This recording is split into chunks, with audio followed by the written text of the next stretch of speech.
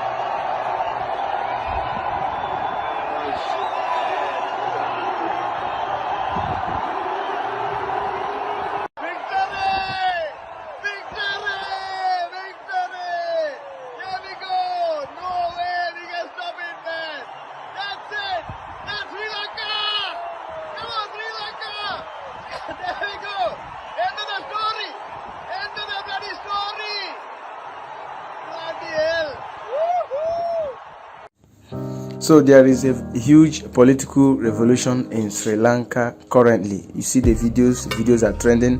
They invaded the presidential palace, they took over his swimming pool. Some of them have to beat up politicians. As we speak currently, the Sri Lanka Prime Minister says he's willing to resign as protesters storm president's residence. Sri Lanka Prime Minister said that Ranil on Saturday said he was willing to resign and make way for an all-party government to take over shortly after protesters reportedly breached his official residence in Colombo during demonstration over the country's worsening economic crisis. To ensure the continuation of the government, including the safety of all citizens, According to Prime Minister Ranil, he said, "I accept the best recommendation of the party leaders today to make way for an all-party government," he tweeted. So this statement of that's coming from the president of Sri Lanka is coming after a meeting of the party leaders held by Sri Lanka's parliament speaker. They agreed to ask both the president and prime minister to resign because of an overwhelming request. They invaded the presidential palace. In fact, the anger reached an unprecedented level in the Asian nation of 22 million on Saturday, as more than 10,000 people, you have seen the video, I believe there are more than 10,000, massed outside Rajapaksa's residence calling for his resignation. Video broadcast on Sri Lanka television and on social media showed protesters, as you can see in this video. They entered the president's house, his office and residence in the commercial capital. After breaking through security cordons placed by police, images and videos showed demonstrations inside the building and hanging banners from the balcony, as well as swimming in the president's residence. It's a very huge protest, really a political revolution. I believe this is what should be done to some leaders of some countries that refuse to resign. If you as a leader, you have led a particular country, you have led your country for some years, and you failed as a leader, you failed to boost the economy of that country, you failed to make life better, at least manageable for the citizens of such country. You are not supposed to remain as a leader. You are even discipline demands that such leaders should resign. But this is Sri Lanka. When you come to our own Africa, the worst is even happening. Come to our own country, Nigeria. I believe what Sri Lanka is doing now is what happened in Nigeria, I think 2 years ago, NSAS protest, where protesters came out en masse to protest against what they call police brutality. But that is not even what Sri Lanka is actually fighting. Sri Lanka is fighting against bad government. Their life is almost becoming, or has almost become, miserable because of the bad leadership, inept leaders that don't know their owners, that remain in power, and they don't know how to fix the economy. They don't know how to make life at least somehow better or manageable for the citizens. So they broke into the president's residence. Ranil, the prime minister of Sri Lanka, has agreed to resign, and I believe that should be the best interest of the people of Sri Lanka. Those more than 10,000 people, see the numbers, see the pictures, see the graphic. They are really fed up with the horrible leadership under the horrible government under Ranil. So they just want him to resign. He has admitted he agreed to resign. This practice, this kind of protest, is what some Africans needs to do, because Africa is really behind in the fast developing world. Africa is behind in many ways, in economy, in technology, in development. They are far behind because they have leaders who have been in power. Countries like Uganda, the president have been in power for more than 25 years, if I'm not mistaken. You go to countries like I've forgotten the name of that country. Uganda is one of them. I think Zimbabwe, it was when Mugabe died that they got a new leader. Zimbabwe, the man was there and the economy was bad. So they really did well in protesting.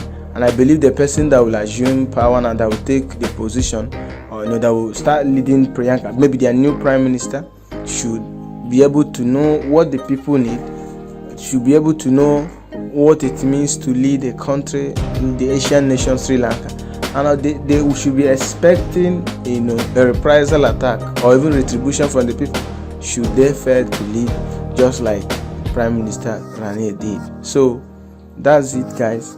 Sri Lanka residents, they tried. That is what I believe every country should learn from. If your government, you are the people elected them, so they need to please the people. They need to do what the people want. So if they don't do what the people want, the people have, fundamental right even to protest. It's their right to protest if the leadership of any president is not. So they did well. So congrats to them.